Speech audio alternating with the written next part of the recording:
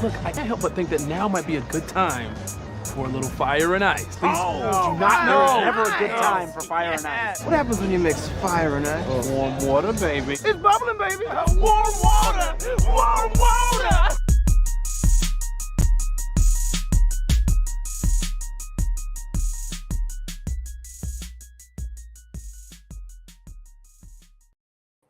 Oh, hey there, Brandon. Oh, hey there, my buddy. What's going on, Tip?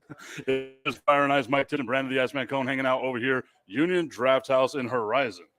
We Way are the out hell there. out It's here. a schlep for you. It was even 20 minutes, and you live out here. For me, it was like almost 40, but we made it. This place is newer. It opened in November of last year, and let me tell you what I like most about this Union. I'm not going to lie. Number one, it's one level. You come in, and how about this? You got a TV literally on every single booth that's on the wall. It's probably about a 50. They're huge, these TVs. Of course, specials today, pizzas, drinks, and of course, our show, Fire and Ice. The greatest show known to man, also somehow simultaneously the worst show known to man. We actually got some guests today too. Angela Olivas from the Paso Chihuahuas is going to be joining us a little bit later, talk about their season opener. They had a hell of a game yesterday, Brandon. I was surprised that they dominated in that type of fashion because I'm not used to minor league baseball having major comebacks like that. It was awesome to see the El Paso Chihuahuas going out there, doing their thing, doing what it takes to win. We've also going to talk about college basketball. What a whirlwind that's been. Remember last week you said that I was a genius for having Texas in the Final Four?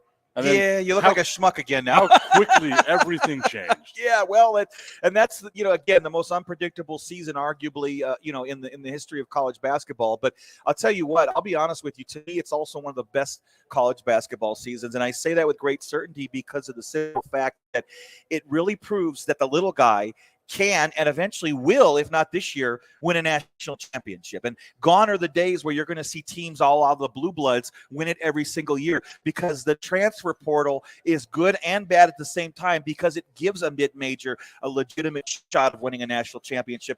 And I really hope we see it this year. I really do. This is the year. Once again, we're over here at Union Draft House, 13649 Eastlake Boulevard. They're building up out here. It's Like, nice. I'm not used to seeing all this stuff out here. It's been a while since I've been out here in Horizon, but it looks absolutely fantastic. They've got the same specials as all the other Union Draft Houses. So they've got the Cider Day. They got the $4 ciders going on all day as well. They've got the $2 build your own pizzas. That's always our favorite thing. Oh, we enjoy it. We got two of them already. The three of them, Korean Philly. The Korean Philly. Look at me, I'm a fat guy. Yeah, me too. I like Korean Phillies. So we've got a bunch of stuff going on out here. They've got some great specials. Later on, our waitress, Cameron, will be joining us to let us know a little bit about some of the specials they've got. They still got the 100 beers. I'm on beer number 12, I believe is what it is. You're getting there. You're getting there. Pretty soon, It's 10% off. And, of course, you will have the prestigious honor of trying. Now, I wonder what this next one. I remember last week, wasn't there a fruity one that you tasted I liked? And I was like, this is delicious. There's so many jokes there I don't have enough time for. but I mean, I think there was also one you like, because I know you try an average of 2 or 3 a week, if I'm not mistaken. You got to witness my brain malfunction. And say, I shouldn't say that. Don't do that. Yes, but yes, Brandon, they did. I had one of the raspberry beers last week, so that was actually pretty cool going on as well. Stephen Metalutis letting me know that the Warriors beat the Spurs. Who hasn't beat the Spurs this year? It hasn't been a good year for them. They're tanking for Wemby. So the Spurs, the Rockets, and the Pistons all now have a legitimate shot of getting Victor Wembanyama, the 7'4" French freak coming out of France that can drain threes from the other free throw line. It's amazing to watch this kid play.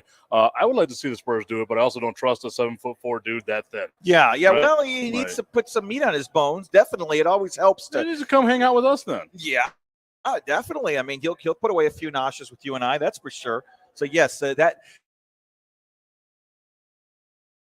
The big man, the huge man, doesn't mean they're going to be a good big man. There's a difference. There's a huge difference. Well, that's what I was thinking, right? Like whenever you think of like those over the top, because like people say Shaq, like Shaq was, it's weird to say, is only 7'1", right? But like whenever you look at the guys that are super tall, like the Yao Mings, the Sean Bradleys, those types of guys, Yao's the only one that's ever panned out. Yeah, and that's the thing, is that to me, the majority of those huge men tend to be kind of like clumsy big men. I mean, they're great, and hey, if I get them the ball 2 feet from the basket, they're probably going to score. But the problem is, you double team those guys, and you take away the game completely, and they're one-trick ponies. You know what I mean? Brandon the Iceman Cone, vouching for men under 6 feet tall. Guilty as charged. Look at you, you're big and goofy. Nothing else. You're just big and goofy. Yeah, that's very true. Very true. I love it. Okay, so we've got all the TVs over here at Union Draft House. Our El Paso Locomotive were in action over the last week. I believe yesterday was a tie, right? Then the Chihuahuas, like we said, we've got the season opener going on. We got our credentials thanks to Angela Olivas once again hooking us up with the Just the Tip Network, the tipping point with Mike Tipton shows, all that good stuff that we're doing. And I want us to try to get like things going with football, like UTEP football, doing all that.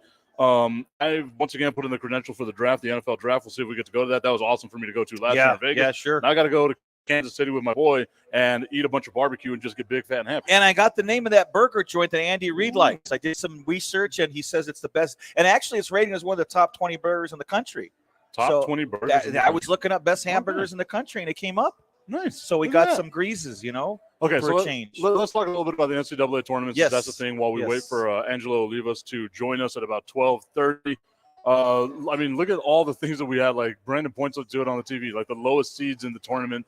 This is the lowest To seed. win the title. So 85 was Villanova at the 8th seed. They're the last 8th seed to win a championship. And that the only 8th seed to ever win a title in history. And it's cool to see this, but I also love how people are like, trying to flip the script. We got to find someone. We got to have like that vilified team, that quote unquote blue blood. Sure. Everyone was saying, man, that's going to be UConn. Because UConn won championships in the early 2000s. Right. I don't know, man. Like, I feel like UConn's not the Duke, not the Carolina, not any of that. Then you've got, Miami in there. I mean, look at how Southern Florida's doing right now. You got FAU and Miami. If both of them win, we get a Southern Florida, just basically Miami-centric national championship game. I love it. And I'll be honest with you, they're only like 30 minutes from one another. I've done games at FAU. I've done games in Miami for UTEP, but women's basketball. But one thing that's really worth noting, and I think that need not be overlooked, is CUSA. And I have to say this with all the confidence in the world. Number one, North Texas beat UAB in the NIT, to win the NIT championship. Charlotte won the CBI, and now FAU is in the Final Four. And I know they're all BS tournaments. I know the other ones you don't mean shit. I understand. I get it. They're, the not invited tournament. They're the, remember, it's a terrible joke when UTEP made the CBI, they were calling years ago the Coach Barbie Invitational. But anyways, that was something I heard that was a funny shtick way back when. But long story short, the point is that these CUSA teams aren't as bad as everybody wants to make out to be, because FAU it hasn't been like they've been developing their program for years. This is a new thing for them. Yeah. This is their first ever tournament win and wins. So does this mean that CUSA goes from just being a one-bid team in the NCAA tournament? No. They might get multiple teams? No, because everybody's leaving now. I mean, again, everybody's leaving again. FAU's leaving. Yeah. I mean, so it's still one bid. There's still a bid. Conference USA is going to milk that, right? Like if FAU wins the championship, they're Conference going to get all the money. They're going to check. Yeah. I mean, they're going to come to CUSA and join UTEP, God, no. and everybody else. God, no. It's ridiculous. Okay, so let's bring it back over here to UTEP. Yeah. Like we're talking about the college basketball and stuff like that. David brought up a great question a couple of weeks ago, and it's kind of been fermenting in my mind, right? How can we get UTEP basketball back to the best glory that it was? Your thoughts? Again, it starts all with coaching, because the thing is coaching and negotiating and I say negotiating, but recruiting and convincing these kids to come here. I mean, negotiating, that's all it is. And look, I mean, here's the problem. Okay. We're in such a rich basketball state, obviously football as well. If you have a decent guy, even in the transfer portal, are you really going to convince him to come to UTEP versus Baylor, Texas Tech, A&M, Texas? I mean, I could go on and on. North Texas. I mean, there's a lot of Texas schools that there's 5 Texas schools or more that you're going to choose over UTEP if you're a halfway player. Okay. With that being said, you have to take advantage of that transfer portal, and you have to take advantage of trying to get that one-hit wonder that's going to give you, all you need is a couple players. You need a couple good players that'll turn your season around and potentially get you into the tournament, and then the rest is history. That's what they need to do. I want to say it was that easy. I don't think it's going to be that easy, right? Like you said it. You hit the nail right on the head. You got 5 schools in Texas that you would rather go to instead of UTEP. Absolutely. On top of that, why would you want to stay in just Texas, right? Like if you're a kid and Duke comes knocking on your door, then you're gone. Miami comes knocking on your door, gone. Right? Like USC, UCLA, right? Even maybe a Syracuse. I mean, somebody that's here's the thing: you're looking for national exposure, and unfortunately, you're not going to get it here. You're just not going to get that national. I mean, even if you go to the Dallas area, you're going to get a hell of a lot more national exposure. Everybody, got on Katia Gallegos and the women's team last year for leaving, going to Tulsa. Well, it's a lateral move. It's the American AA Conference, okay, number one. Number Better two, TV deal. exactly. You're going to get more national TV exposure in Tulsa, believe it or not, than El Paso, Texas. Mm-hmm. That's the bottom line. Which is insane to think about. No, it's Tulsa, for crying out loud. You know what I mean? Yeah, and I think that's the frustrating thing about it, right? Is I think if UTEP's going to get back, I don't think they'll ever get back to the past glory. Like 1967 was so long ago, so far removed. Yeah, right? exactly. That I don't think that it's going to be something that we just get again. Mm-hmm. But be respectable. Yeah, maybe make the tournament once every 2 or 3 years. Yeah, I mean, be something that's worth a crap. Try to live up to your rich basketball glory. And don't tell me that, well, it was because, Haskins developed so much. I know that recruiting was let's say, easier back then. Things were different back then than they are today. There's no doubt about that. And I know that the players are more baby today than ever. There's no doubt as well. With that being said, if some of these other teams in obscure basketball history, like an FAU, can friggin' do it in a garbage conference, there's no reason why UTEP can't pull some rabbits out of their hat and figure it out. You're a kid and you're like, look, I can't go to these big name schools, but I can go to either UTEP or FAU. Am I going to Miami or am I going to El Paso? Oh, Florida all the way, baby. Yeah, come on now, take me to the beach. We got Daver. What's for us, Daver? And one other point that you reinforced is that you've got to give the coaching staff at least 5 years to stabilize their program. You were the one that cited, what was it, 1962? Mm-hmm. That the Bears actually started coaching UTEP. I think that's the thing too, right? Like people have lost patience. Like that's the thing. Like the coach needs to come in, and the coach needs to win right away. Like I mean, look at you, Brandon. Whenever Coach Golden first showed up, and you were like, I asked you, what's a good season for him? You're like, if he wins 22 games, what? It's his first season, man. Everything for you is like you got to win 2/3 of your games. I get it. That's how you get to the tournament. But there's a lot of turnover. There's a lot of other things that are going on, other factors that kind of play into all this stuff, and that's what it is. Like you have to be patient with these coaches. Whenever it came down to Tim Floyd, the dude sucked in the NBA. Mm-hmm. He sucked at USC.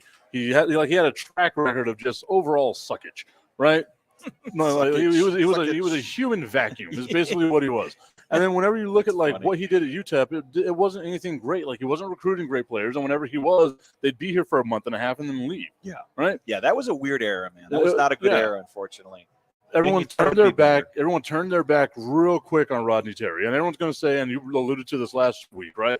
Oh, well, that wasn't Rodney Terry's team. That's Chris Beard's team. Look at what Chris Beard did at Texas Tech, and blah blah blah blah. Right? Rodney Terry got that talent, took him into the Elite Eight, and unfortunately got blasted. Yeah, he did. But, he did. At the end, they looked like they were going to win it for the first 3 quarters. But yeah, I mean, but I congratulations to him for getting that huge deal. I think it was at 4 years, whatever. And that's what I'm saying, right? Like everyone here, especially, and I don't understand this, right? Like even with the football team, you got a team that won 0 games. And they win 2 games. Oh, they should have been better. No, that's 200% better than what they had before. Let's have a little bit of patience here. And before the last couple of years, everyone and their mother was like, "Let's fire Dana DeMille." Sure. Or Dana Dimmel, however you say his name. Then makes the bowl game, and then they lose. But then last year they almost make another bowl game. So you want to call it regression? I call it UTEP football. Yeah, I mean, once again, it's tough. You've heard me say this more than anyone else in the history of UTEP sports, right? UTEP football for the last 115 years that they've played football averages 3 wins a season. Yeah, those 10-win bowl game years are like the major outliers. Yep. This isn't like the football haven that people think it is, or the football powerhouse that people think it is. No, it's UTEP effing football. Even though we're in Texas, we're in Texas, rich football state, but you're not going to come to UTEP. That's the sad. Texas Tech, TCU, SMU, UT, Houston, keep going, Baylor. I mean, Texas. I mean, like UTSA. I mean, I'm just saying, man. You want to be in San Antonio. You want to be in El Paso. I mean, we love El Paso. I mean, this is our town. But a lot of people that don't know El Paso. Yeah. But it's not about the city. Well, but then again, it is about the city. It's about what are they going to do? How are they going to help you? What type of exposure are you going to get? That's the bottom line. And, of course, going to a winning program helps. In a few minutes, we'll be talking with Angela Olivas once again from the El Paso Chihuahuas. They're off to their 10th season. And I'll say this once again to everyone out there. It's my turn to harp on it. Ever since I left working at 600 ESPN, the Chihuahuas haven't won a championship. I worked there 1 year. They won a championship. 2016, right? Yeah, I'm just saying. That's all that matters. Yeah, that's true. Maybe I'm the good luck charm. Bring it back. We'll see what happens. I mean, they love you, right? You got to mention that to her. Well, the thing is, I might mention it to Tim. But I ain't gonna mention it to Angela. I got to walk on thin ice, right? Like, I understand my place in the world, but Angela's gonna join us. It's the 10th season. They had a great from behind win yesterday. they did. Down 3-1 early, ultimately win the game 14-3. Yep, they scored. And they're on pace to win 150 games this year. And it just started. I'm so happy for them. It's great. No, I mean, honestly, what a great organization. And for El Paso, you look at all the championships. I'm talking about winning division and making the PCS final. And it's different now. It was one game last year. I don't like that. I think you need at least a 3-game series. But long story short, every single year, this organization is competing for a championship, and there's really nothing else you can ask at this point for them. And that's the thing. I don't know how much fun. Last year, whenever we went to Texas, we saw the Rangers play against the Yankees. Like, that was fun for me because I'm a Yankees fan, right?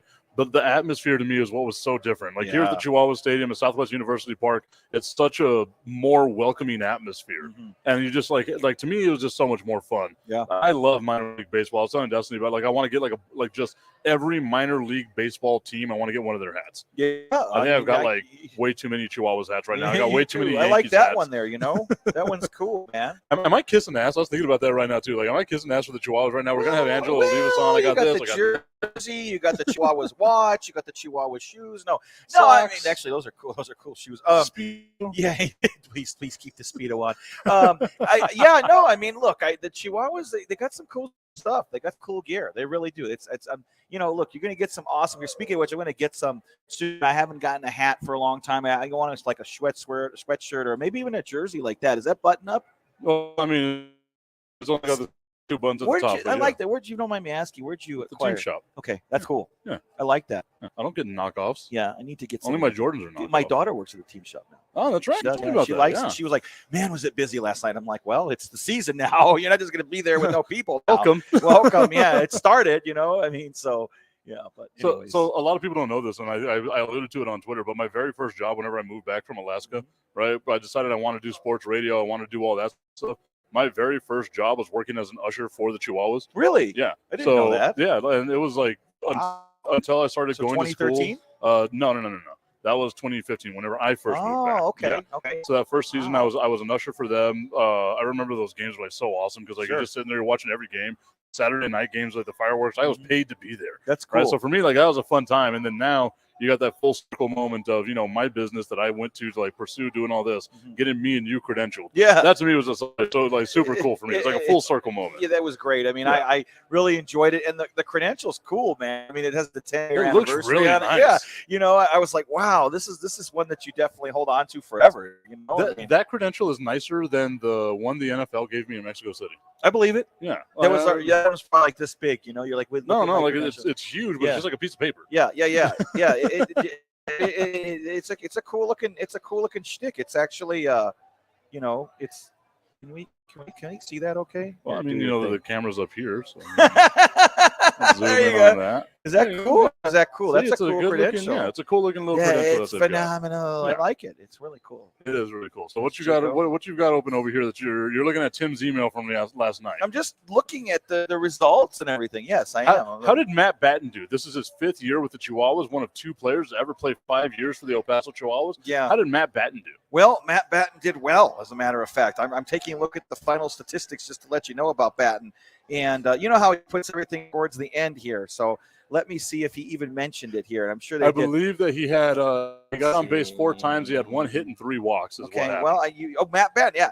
Did you just read that right now or what? You saw it, didn't you? No, I read it earlier this morning. That's great. That's great. Yeah, I'm just seeing it. He reached space 4 times. I was trying to do the math to multiply 14 times 150 and say they're currently on pace to score whatever. Rivas went 3 for 5. Their first baseman. Yeah, 2 ribbies. That's a fun time, right?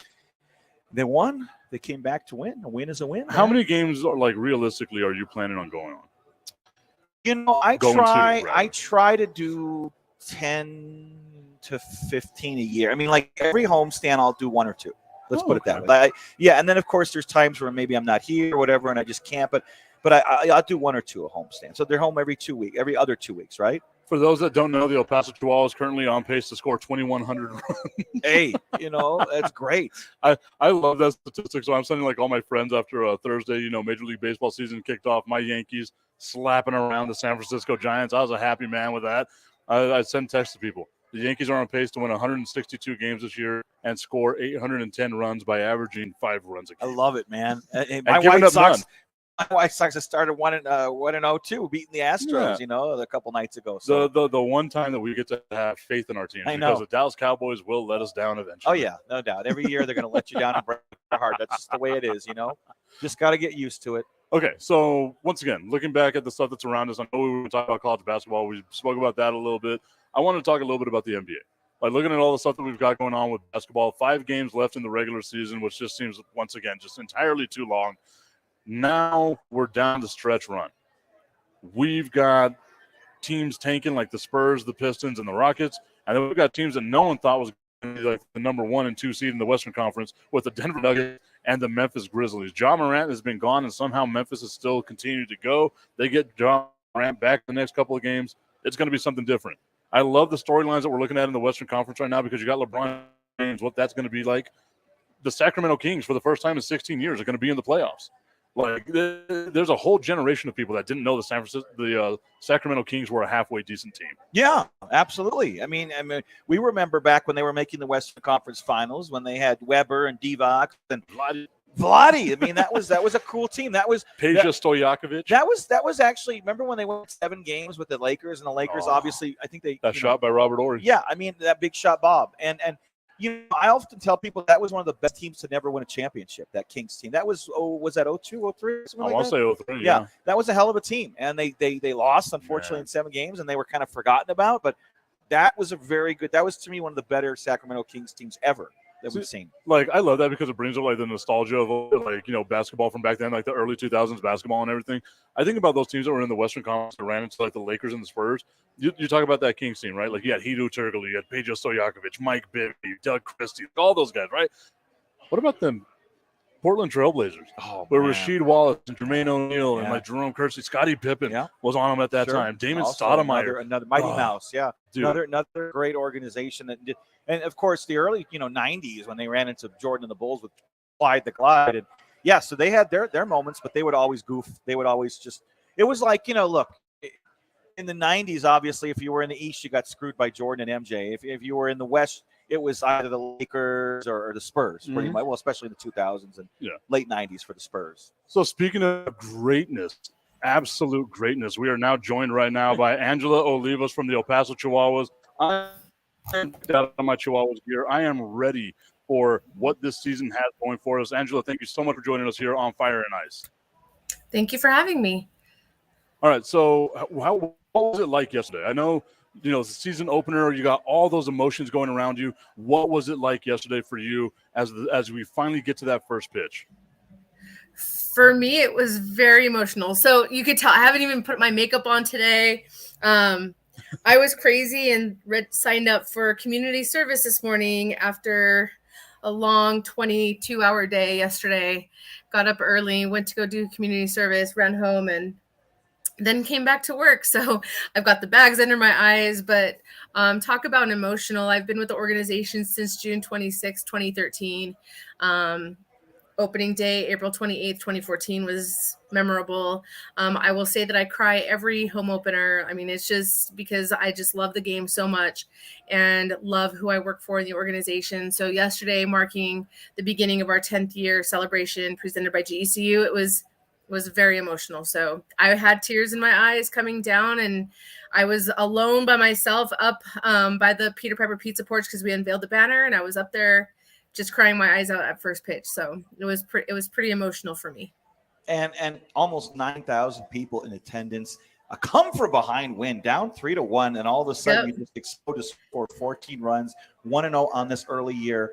Talk about the victory last night, and of course makes that even sweeter for you because it's the opening day game of the season. Absolutely.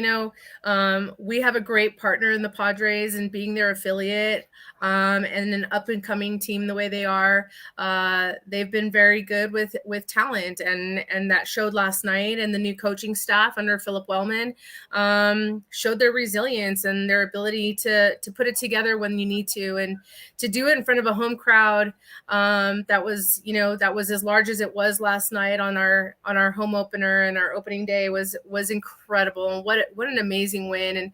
And some of those guys that were here last year, and so a lot of our fans know who they were, and it was great to cheer on our what we would call our hometown guys, right? Because they've been here for a year or two. So it was great. It was outstanding. And we're lucky to be a part of the Padres organization that will supply us great players, and hope to see them move up. And that's always the goal. And I know Philip Wellman will say the same thing, that his job is to get them all to the next level. And it showed the talent that we have on this team and that the Padres have provided for us. So, Angela, once again, like Chihuahuas, the atmosphere there is second to nobody, right? Like, it's such a great atmosphere for, I don't care if it's, Major League Baseball, minor league baseball, the park is just a place that everyone wants to be at. The one thing that I think makes it so much fun is that you guys have so many different promotions. You're always trying to keep, fan engagement. You keep fat guys like me happy by having amazing food. If you can, let us know what your favorite thing on the new menu is and what your favorite promotion is that you've got coming up this year. I really like our burgers. I think they're good. The jalapeno pepper burger is probably one of my favorites. That's new. We actually introduced that in August of last year to just try it out and see if it would work.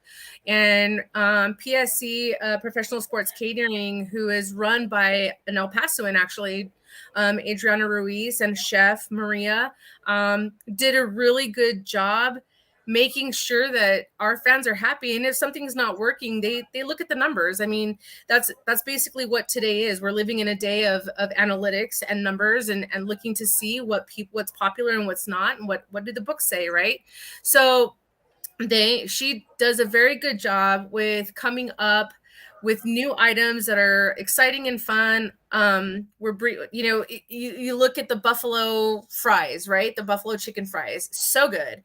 Served in a nacho bowl because, we're known for our dog nachos. My favorite of all time is always going to be the nachos. I mean, you just can't go wrong with dog bowl nachos, especially when you're having a mad craving. But that burger is really, really good. The jalapeno popper burger. We have a new vendor, Sweet and Boozy. And so for all you adults 21 and over, it is boozed up ice cream. So all for the adults. It's really, really good. I recommend it. If you're into that, why not, and just have yourself a little treat. Angela, how on God's green earth is this the first time I'm hearing of this? We just signed them on right after the media tasting, actually, because otherwise everyone would have been able to try it. But we signed them on right after. Adriana found them, and now we're going to be serving them up on the ballpark. Oh, my goodness. Oh, that churro sundae was probably my new favorite item. The brownie one wasn't bad either, but I'll be indulging here on one of those pretty soon. Let's talk promotions. My goodness. I think tomorrow, Sunday's game, is the 10-year anniversary ring giveaway. You know as well as I do, people are going to be lining up at like 7 a.m. to get the ring, Angela. To me, that's probably one of the best giveaways of the season, but talk about that and many more. Yeah, so I mean, we're giving away a 10-year commemorative ring presented by Southwest University. It's beautiful. It is a great ring. So if you look at the ruby rhinestones, I wish I had one with me, and I don't. They're downstairs. But each rhinestone represents a division title that we won. So you'll see like the diamonds and around, but you'll see some little rubies in there, and each one signifies one of the championships that we have won, which is really, really awesome. I'm looking forward to Friar Fridays. Not a lot of people. I absolutely love that the Padres went back to their brown and yellow. I think it is amazing. I think the color is spectacular. We're doing Friar Fridays where we'll be wearing our brown and yellows. And so first Friar Friday, we'll be giving away a tank top of the swinging dog. And of course, the swinging dog signifies the friar, right? It's a symbolism for the friar, our parent club. So I'm looking forward to that. We announced our new Copa identity, strawberry margaritas. Those colors are fantastic. And that blue just really shines. So looking forward to that. We have some stuff on the docket that we haven't announced yet. Looking forward to those. there's one that's really cool, and it is very Padres too. It's part of City Connect, and we took something out of their playbook and decided that we wanted to do it, got permission, and so you'll see some City Connect giveaways coming up. So I'm excited. I'm happy to be a Padres affiliate and part of that organization. But I just love what Andy and his team come up with every year, and we all sit in a boardroom and we have at it, and it's fun and exciting, and it's something that we do every year come July, August, as we start looking and anticipating what's coming up for the next year. And that's a lot of the misconception is everyone thinks, hey, after the season's over, we take a 5-month vacation, and we don't. We hit the floor running. That's probably our busiest season because we're grinding. Once the season hits, it's like, okay, we're coast until about July, August when we start grinding again. So we're excited for what we've got coming in 2023. Big things happening.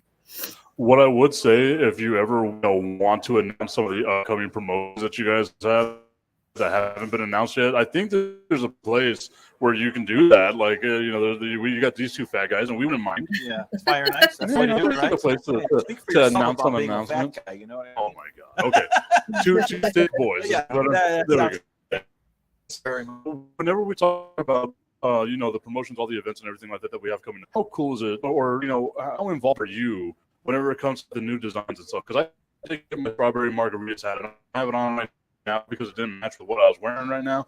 But I do have that new hat, and like you're right, the color on that hat just absolutely pop, right? How involved are you whenever it comes to seeing the designs, or is it just something like they say, this is what you got, take it or leave it? No. It's actually a process. So Brandios designed it, but it comes to myself, Brad, Andy, Lizette, who used to work here. She moved on to actually work in the head office of minor league baseball. So she's actually working out of New York City now. But there's a group of us that it goes through for revisions and revisions and revisions until we get it right. And so that's part of the process of being in marketing, is that we sit there and we try to find what and tweak it until it's perfect. And then once it's perfect, it's a go. And then we send it to minor league baseball for approval. So we work with Brandios very closely. And then we all just have our say. We think it should look like this. I think it should be this. Andy puts his, thumb on it, and Brad and our retail manager, David, and we all decide like, hey, I like this. I like C, this part of C, but this part of A, can we see what that looks like? And it's a process. It took us a year to come up with that logo and to tweak it and get the colors right, because we did the margaritas for the last 2 years in the lime green, and we just wanted to change it up. That's the thing about us Chihuahuas, is we don't like to stay the same forever. We like to reinvent the wheel. And we will turn it into a square and a triangle and a rectangle and see if it works. And we'll throw it at the wall and see if it sticks. And if it doesn't, well, at least we can say we tried. And if it does, well, then we hit the ground running for the next great idea. And that's what we do. And that's a testament to our ownership group and our leadership that they allow us to do that. And I think it's great, though. You think about, the product in general. It sells itself in the respect that, A, the logo is brilliant, the stadium's one of the nicest in the country, and ultimately you guys supply the winning product every single year. The team is, you look at all the championship banners that you unveiled. Another one, a division championship, played in the PCS title game last year. This is an organization that knows nothing but winning almost every single year. And then when you have brilliant marketing and creative ideas, it kind of makes it all a bit more appealing for people to come out to the stadium. Absolutely. It's a testament to the Padres and what they do to us, but also, our leadership and what they allow us to do and to be creative and to have fun with what we're doing. If you're not having fun at your job, there's a problem. And if you're not having fun at this job when you're coming to a ballpark every day, there's a problem, And so I tell people who often don't understand how I was here at the ballpark at 3:45 yesterday for TVs, and I didn't leave until almost 11, get home, and I was so wound up that I didn't go to sleep until 1:30. Woke up today for community service, and now I'm back at the office for another round go at it. I tell people, when they ask me, you're crazy, and I'm like, no, But then I sit back and I'm like, yes, I am. There is a little bit of crazy to be able to do what we do and day in and day out. And I really, truly think that it's not for everybody. And we understand that. But we're here to entertain. And one of the things that Brad and Alan, our president and senior vice president, tell us every year before the season is, hey, we're not rocket scientists. And so we need to sit back sometimes and enjoy it ourselves. And so they told us yesterday, be sure that you sit back and have a good time and have fun, because this is what we do. We're in the entertainment business, and we're in the business of having fun. So we did. There were times when I walked around the concourse and sat back and was like, wow, this is pretty cool. It was because it is, and it's amazing and it's fun, and it all starts from the top. What was your baseball team growing up? Like, I don't think I've ever asked the question. Like, were you into baseball, or is it just someday like you decided, look, I'm going to do this? Like, because you've got a history of some pretty awesome stuff here in El Paso. Like, what was your baseball team growing up? So my dad is a huge Yankees fan. Mickey Mantle is like his all-time idol. So I grew up a Yankees fan. That's He's just a great what we man. did. He's one of the greatest people in the history of this planet. Isn't he? Yeah, he is. I grew up at a baseball field. He was the official scorekeeper for the AA team. When it was the Diablos. And so we grew up there with Jim Paul and his kids, Robbie and Taylor, and my sister and I were the same age. And it was, it was just what we did. And then when we turned 16, it was, you're going to work. And we worked at the, stadium, and we worked at the ballpark. And I did that through college, and it's in my blood, and I worked for UTEP athletics, and I will always be grateful, but I always knew that somehow I wanted to get back to baseball. And, then this opportunity happens, and here I am, 10 years later, and it's been an amazing ride. You talk about like the crazy energy that you had, yesterday, right? You're there at 3:00 in the morning. I remember you put something on, I want to say it's like Instagram or something, right? It's like dark. You're like, good morning, everybody. I was like, the sun's not even out. You can't say good morning to people at that point. And then obviously the game ends, late. It was such a great game. All the emotion that goes with it. Do you keep that same energy up? Because if you do, that is psychopathic. Yes. I got up this morning and went and I did some work this morning. Everyone was like, how are you still standing? I was like, I don't know. I'll figure it out. Saturdays are one of my favorite promotions because I love fireworks. I'm my daddy's girl, and my dad is a huge fireworks person, and I've always enjoyed fireworks. And so the thought of today and watching those fireworks go off for the first time this season is amazing. And I'm looking forward to it. I work locomotive too, but I don't get to see fireworks post-match because I'm down in the clubhouse trying to do post-game interviews. So I don't get to see them for locomotive, and we have already had one fireworks show. So this will be my first fireworks show of the season, and I'm looking forward to it, and I'm excited. Alan always tells us it's the second game that's always the hardest of the season because you have that adrenaline pumping, and then you have to come in for the next day and do it all over again, and just realize that you're only on game 2. But for me, it's like it's just another day. It's just another day in paradise. So I love it. This is what I was born to do. And we could tell by your passion and your continuous success, Angela. I know you guys are a family. I know you have work to do, so we're going to let you go. But we want to thank you for your time. And I'll tell you what, you're welcome to come on whenever you want, and especially if you got promotions, new promotions. We want to hear about them. And Ange, good luck and congratulations. The start of another amazing season for you guys, season number 10. Thank you so much. I appreciate you guys having me. Thank you, Ange. Thank you so much, Angie. So I'm going to be out there tonight. I've already got my tickets. I got everything ready for me to go. Like, it's going to be a good, fun time for your boys. So I can't wait to get on out there. Check that out. I don't know how you are, but I'm super picky whenever I sit at a stadium, right? Like, I'm paying money for these tickets. I want to make sure I'm in a good area. I got it right by the third base dugout where the Chihuahuas are, but like right at the end of the net. So that way, if a ball comes, your boy can catch a ball. Okay. So or maybe a bat. Yeah, I like that. I don't know if I'd go for a bat, but a ball. Yeah, that's cool, man. So you're like literally extended that net. Mm-hmm. It looks like last year, the year before. Yeah. So you're at the end of so you're right by the dugout there, the Chihuahuas dugout. And that's cool. Those are good seats. The third baseline to me is always the best one. Like, I know everyone wants to sit behind home plate. I don't like it. Well, it gives you a different perspective. I mean, obviously, but if you want the best view for me in baseball is a side view. To me, that's the best. Yeah. And right where you're at, you get to see the outfield, the infield. That you get to see the dingers coming at you, the foul balls. I think that's a good seat. I'm not complaining about that seat. I mean, there's not a bad seat in that place. It's Well, nice. it's a minor league stadium. Oh, yeah, so, yeah, but it's I mean, phenomenal. Super tiny, but it's good. tiny, yes, it is, but it's nice. I didn't like the Ranger Stadium. I'm just gonna say that. Really? Yeah, I wasn't a fan. I liked it. I thought it was cool. I thought it was beautiful. I just wasn't a fan of it, Really? right? I thought But it was I'm cool. an asshole, so That you are. I'm good with I that. agree with you. There are children here, and I said that. Including your children. My- But they're used I to thought it. they've Yeah, heard it's much gonna- worse. Yeah, right. Yeah, they have to live with me. Can you imagine the things that come out of me Yeah. whenever I get Yeah. angry? I can't Anyway, even imagine. I want to shout out. I have a buddy here that's hanging out with us. We got William Patterson hanging out over there. He actually used to play college football with the Air Force Academy, so that's a fun time for that guy. So thank you for coming out. I want to thank everyone that has tuned into the show online as well. It's always a fun time whenever Brandon and I get together. Last stretch, Brandon. Way too early in the season. Who's winning the World Series? You better. There's one right answer. Yeah, yes, I understand. There's one right answer. I mean, that is a very good question. If you say Houston, I will throw something. No, it's not going to be Houston. It's hard to win back-to-backs. We haven't seen that for a long time. When was the last time that happened? Was it the Yankees? Yeah, that was 98, 99, right? It's a 2000. Okay. Who's going to win the World Series? Gosh almighty. I'm just going to be kind of like, I'm thinking who, the Okay, Dodgers always fail. Yeah, they're So I'm not they're gonna horrible. say they're horrible. I'm not going to say They're the a Dodgers. garbage franchise, a garbage fan base. No.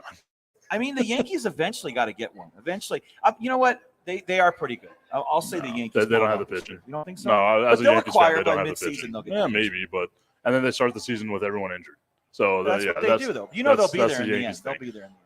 Okay, so the reason why I wanted to talk baseball was I don't know if you saw it, Brandon. I was all in with the World Baseball Classic. It was so much fun watching all that. You see the different baseball cultures that are out there, right? And everyone's talking about baseball has a length problem. Those games in the World Baseball Classic were longer than the games that we have now because now we've got the pitch clock, right? Mm-hmm. You've got to be in the batter's box. I think you got like 8 seconds to be in there, and that the pitcher wants. The second you put your second foot in there, that ball's coming your direction at 100 miles an hour. Hit it, maybe, right? No more shifts. They want the game to move faster. My thing was that baseball doesn't have a length problem. That's a fun problem, right? I want to see the bat flips. I want to see the stare downs. Like, I want to see all that stuff, like all the passion that we were watching the World Baseball Classic, like the different cultures, like, doing their thing. I want to see that in Major League Baseball. I don't think it's a whole, how long does the game last thing. I think it's just the game is boring. Talk about drama. Do you remember when Al Roboski was earning the name the Mad Hungarian when he would bite the softball and growl at the batters? We need somebody to growl at him like that. I agree. Just stare at someone and grab the ball. They used to call him a flamethrower, and he threw 91 miles an hour. Jeez, imagine that. That's funny. There was a dude for the Reds the other day threw 105 miles an hour, and the commentator's like, "What did that really say? 105?" He's like, "Why do people throw that fast?" That's funny. But that's the thing to me, right? Like that's the thing that makes baseball so boring to people is that like there's no personality, right? The best baseball player we have in the world right now is Shohei Ohtani or Mike Trout. They're on one of the worst teams in baseball, right? The Angels, and no one knows who the hell they are. Ohtani's a modern day Babe Ruth and probably better, right? Why aren't we doing this to make baseball fun? Like it's not that it's so long and boring. Soccer's long and boring. What is it about baseball? To me, again, it's about the fact that they need to implement, at least try to implement some sort of a clock. I mean, I know they're working on it in the minors rather, but it hasn't spilled over to the majors yet. I mean, when you can kind of, take your time, that is what makes the game kind of boring more than anything else. I mean, it's not like there isn't the intrigue of the stadiums or some of the players at least, and of course the food and why people go out, promotions, whatever. I mean, that always brings fans. And it's, the boys of summer, the kids game and whatnot. The prices are I mean, they're not nearly as good as they used to be, that's for sure. But long story short, we can't have nickel beer nights anymore. No, quarter hot dogs, whatever. But I mean, ultimately, I feel that it kind of it's the only game where you could take an hour nap and wake up and it's the same inning. I've just never been a big fan of that. I mean, and then you add more to the game because of the instant replay aspect of it now, which never used to exist before. And traditionalists, of course, will never like that in baseball. So to me, it's a matter of just being able to say this game's, who wants to watch a 5-hour game? Who has time? I don't. I mean, 3 hours max. I'm thinking 3 hours max. Yeah, and then like a lot of those 5-hour games. Well, but I mean, you got like home runs. So like last night's game with Chihuahuas, that was a long ass game, but you had 14. It was 3 hours and 8 Yeah. minutes. But I mean, yeah, it was an entertaining game. But long story short, again, I'm not willing to watch over a 3-hour game. I just don't. I don't want to. I don't want to sit at the stadium for. But how do you know if the game's going to be 3 hours? Well, you don't. That's the problem. Yeah. There's no freaking See? clock. So there it is. Yes. So I would like our friend, our waitress over here, to come talk to us about some of the specials that we have. Cameron, nice enough to join us. Can you move the camera, buddy, or scoot over? Nice enough to join us to talk about some of the specials that they've got here at Union Draft House. I'm already got my ticket out because I got to get through the 100 beers. Can you explain to people what the 100 beer thing is? So we have 100 beers on tap here at Union. And the way that it works is we do have these cards. So they're numbered 1 through 100. Each time you come in and you try a beer, they're all numbered already. So for instance, these already have been stamped. That means that he's drank these. So each time you try a beer, they'll go ahead and stamp that number for you. When you fill up your card, you officially become a Century Rewards Club member, and you'll be rewarded a free beer that day. And then each time you come in, you'll be given 10% off of each purchase every single time you come in, and then you'll be given a coin as well for being a Century Rewards Club member as well. Awesome. And what specials do y'all have like over the weekends? So on the weekends, today is Saturday. So today we have our $4 ciders and sours. That's all day long. And then we have a lunch special. So from open to 4 p.m., we'll have our $2 build your own pizzas. The 12-inch pizzas, the way it works is it's $2 for the base. So it's the marinara and the cheese, and then each additional topping, it's like $1 based on what you put on it, like pepperoni, jalapenos, mushrooms, stuff like that. Which one of these beers is your favorite? Okay, so I don't know the numbers by memory, but I could definitely tell you if we were over there. I have a couple of favorites. I really like, for like our wheat beers, the Francis Connor is super popular. I always give that to people. That one's super good. Okay, really so the like Francis Connor, I need to find out what number that is. I'm not like doing the whole. It's number 2. I know that one. It's number 2. Okay, well, I've already had it Yeah. then, so that's a good thing. Hey, once again, Cameron, thank you so much for joining us here. Thank you for all the specials. Everybody come on out here to Union Draft House on Eastlake in Horizon. This is the first time we've been out here. It's a fun time. I like it. It's beautiful. Awesome. Thank you so much. Thank you. Awesome. All right, Brandon. So there we go. We got the specials coming out. Who we know the $2 build your own pizza is like our favorite thing to go along with the. Obviously, for me, it's the beer. Yeah, I'm you know me. I'm enjoying the nosh. Degenerate. You introduced me to the Korean Philly. Yeah, I did. Oh God, it's good. And now it's time for me to go ahead and just feed my fat face because I've been sitting here. I've been watching other people eating all this delicious food. I second that. I'm okay with that. Brandon fasts before he comes over here. I do. I fast. Really? Yes. No. Oh. No, I mean, I have breakfast, but Here I thought I was like, I know my buddy so well. I He's love fasting. you. You're my buddy. Don't worry. I'll order your next beer for you after this. Okay, so a little bit of housekeeping on what's going to happen. Next week, we're not going to have a show. No Fire and Ice next week. However, on April 15th, Brandon, do you want to tell the people what's happening? Well, we got our buddy coming back. Big George Foreman is going to come on to promote his movie coming out on April 28th, which is called Big George Foreman. Looking forward to having Big George on. He hasn't been on since September when we talked about the Triple G Canelo 3 fight. Of course, Big George has become one of our regular guests here on Fire and Ice. So he is going to come on Saturday, April 15th to promote his new movie and talk about the world of boxing. Really looking forward to that interview with Big George. My goal is to still get Brandon the Iceman Cone in the ring and sparring with George Foreman because I have a feeling even at 80 years old, he would work you. I tell you what, it may happen. The reason why is his daughter and I, she's really nice. Leola is her name. She's the one who helps me set up the interviews. I told her, Leola, I'm going to be in Houston in October for the speech convention. I really want to meet your dad. I've wanted to meet him my whole life. He's my idol. She said, I think we can make that happen. So we need to there needs to be a camera crew. We need to document this. I think we're gonna meet George. Fingers crossed. That's gonna be cool, man. And once I see him, I probably won't want to spar with him. But I think you will. Yeah, I think you will. Brandon, get in the ring until I get one jab, and that's it. Then you can walk around telling people I got punched by George Foreman. Oh, that doesn't sound like a good idea. All right, Brandon, thank you so much for coming out. Everyone watching, thank you as well. I got a couple of friends here. I got a couple of alcoholic beverages, adult beverages with my name on it as well. Everyone, once again, thank you so much. No Fire and Ice next week. However, we'll be back with George Foreman on April 15th, and that is whenever we will see you all then.